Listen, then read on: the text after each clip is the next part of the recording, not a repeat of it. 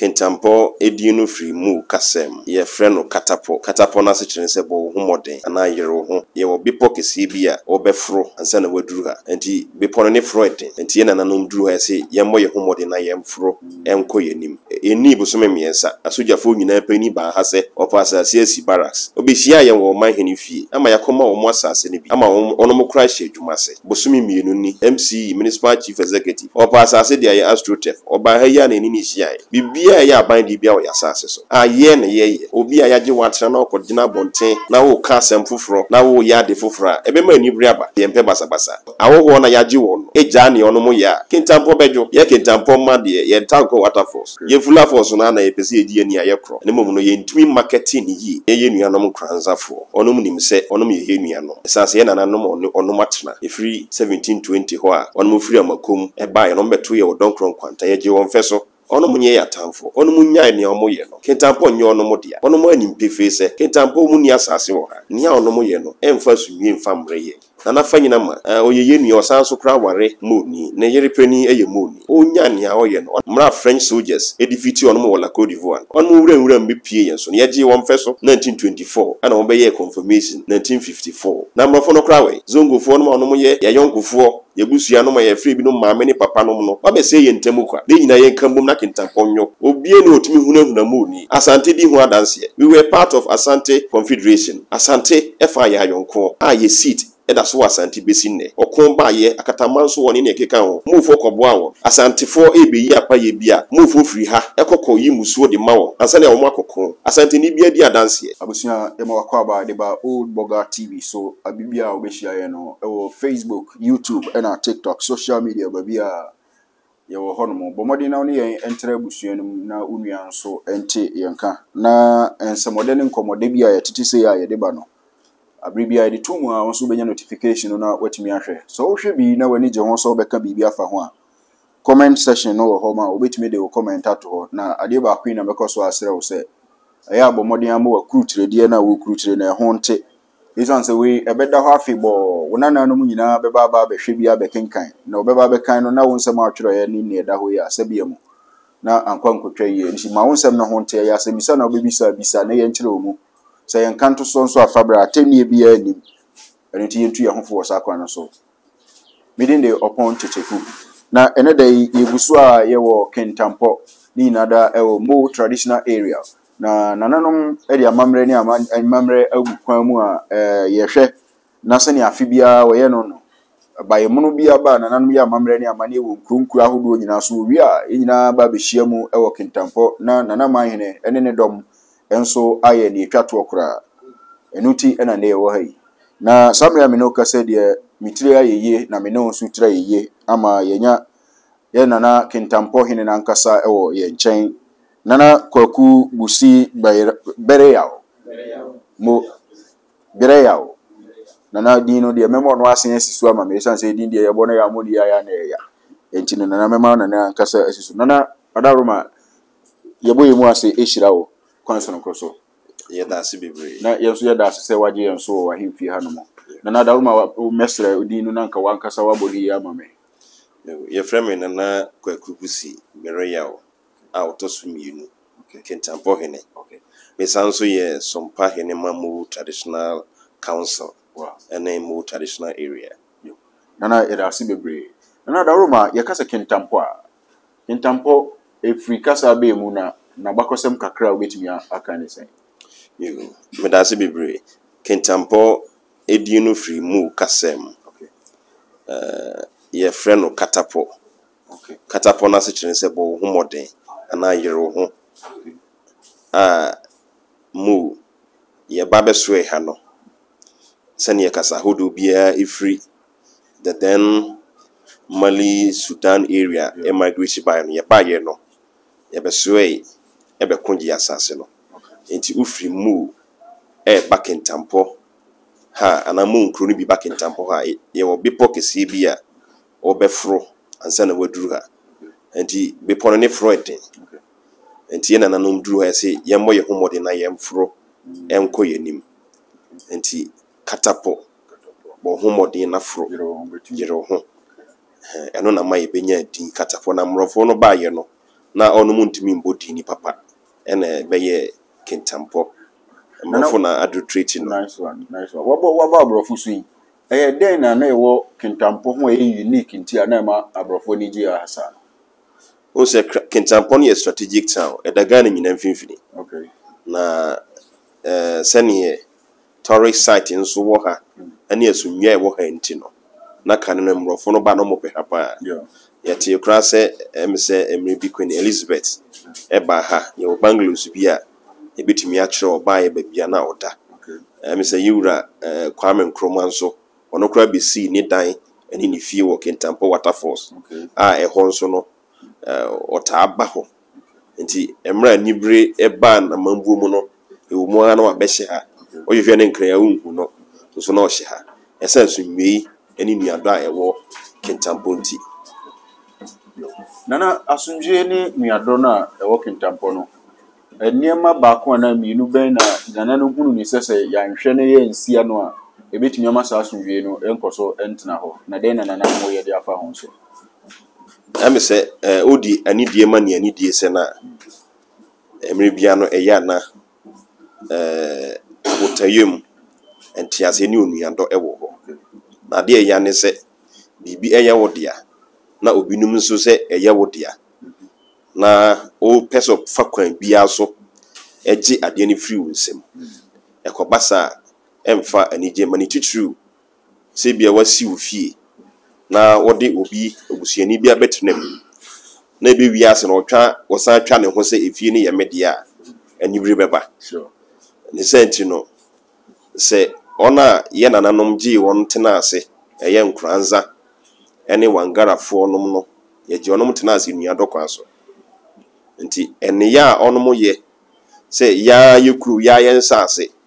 ayi nananom ahwe so titititi o pa asase wo krum ha mu hene ene betwa ma o pe asase aban pe asase de bibia ye mu a bibia nansen yai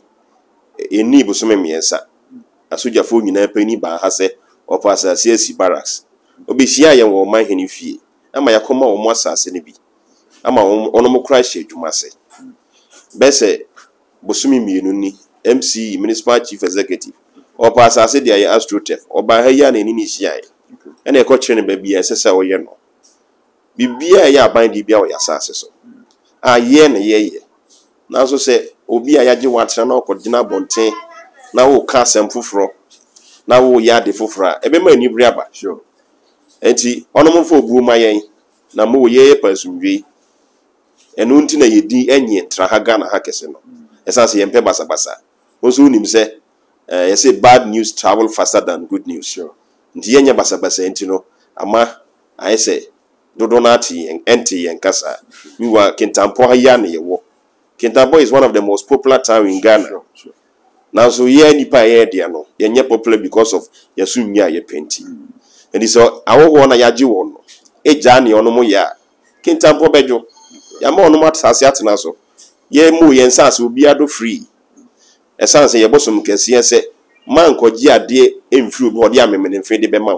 nti wo do so a ne ode be ma ye ne yeji ye mfa ya sase han se wo do a ye de han usi awo ho amoti Kintampo nyina modo ye nsase so etwitwa ama wo a ne kra mufu obi no kra san pass ase a Jesus akohu awo ho ni bi se me pe won chen ba bi ado esa asunwe ni nuado nti eti ono mfa bu maye na Kintampo nyo nana yeda wase wo ehono mo elejumadi ya ye ba bedi ye nwura mu akakra mpomponso no sen na besi akore san se bibi akoso Kintampo kro bi ye mu sen na adwumadi ne besi akwafa dwumadi no ya se enche bia manhini edikan interview nti na yenkoka ne ho ewie ba kokka mo ho ye kotena se awo ne bibiri aba eye na nadoma hene usi ade yo adwuma bedu one be chairman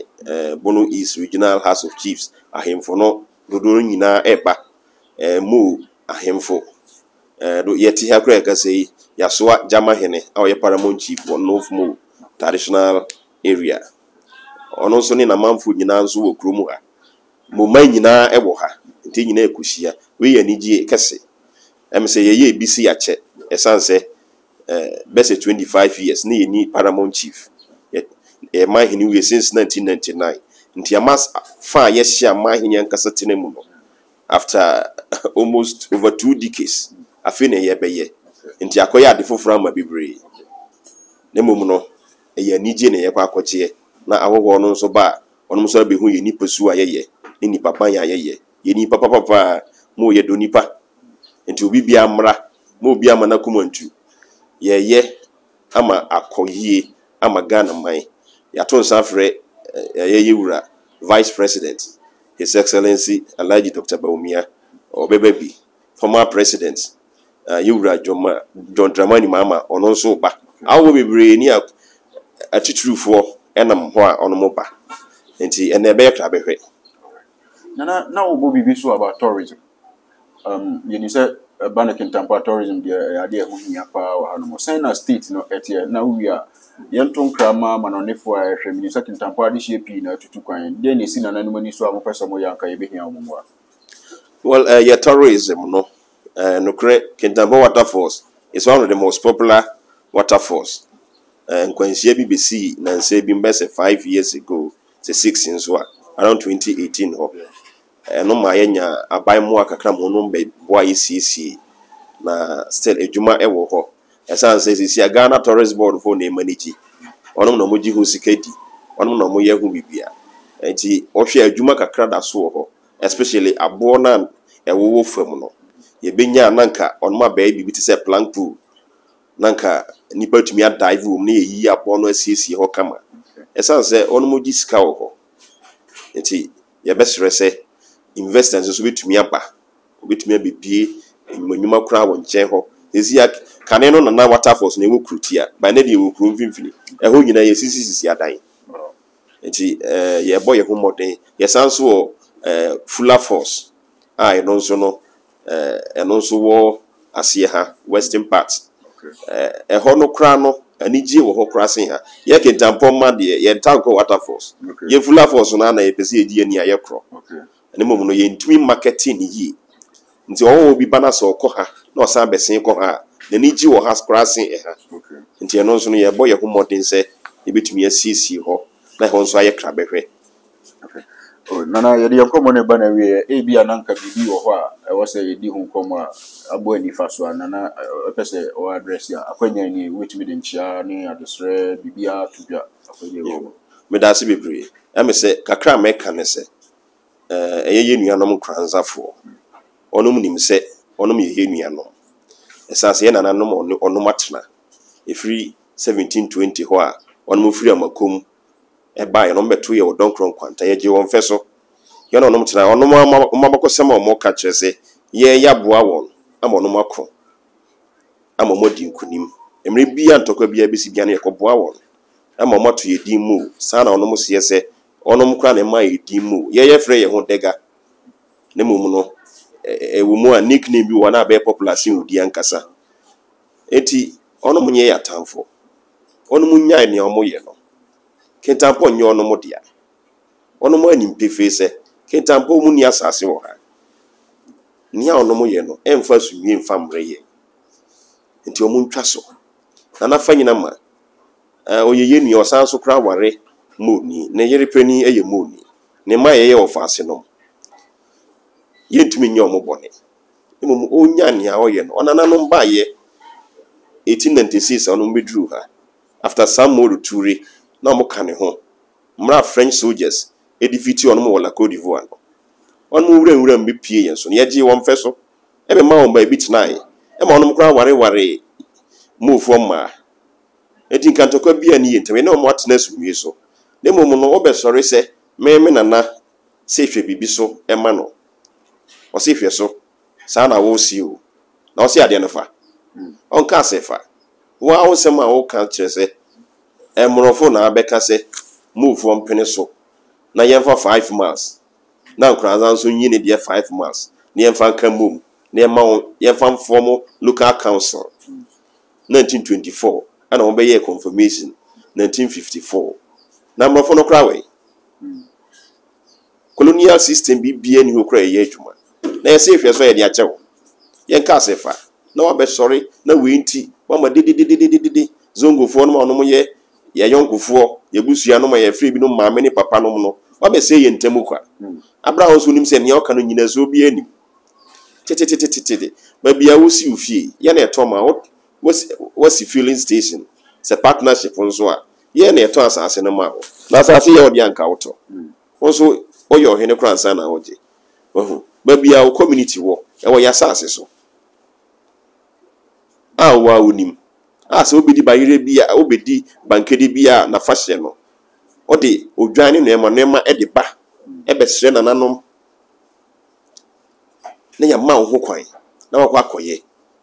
ne mum sorry say oye nia oye no afie say last year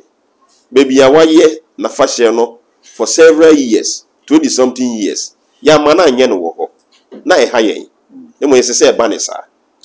esan say ontumi meka say kru no ye wo dia na ye nya ma onye ne ya wo pe ena eja wo de ko krutia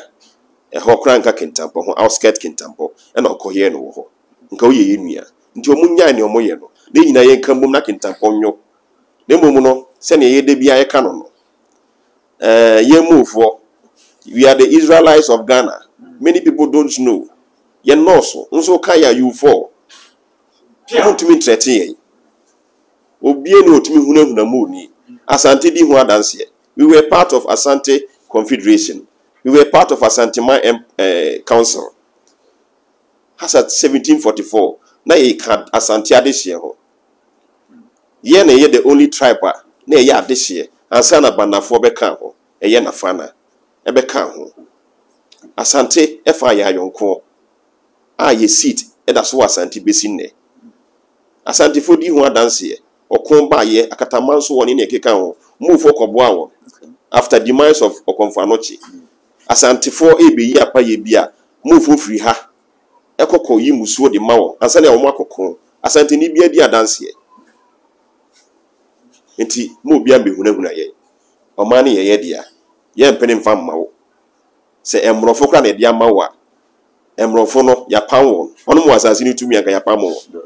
enti yasase ye yasase enti ne ye kwa koji ye ni ye wie nso at all cost ye be defend ye nsase yeda mo se nana yeda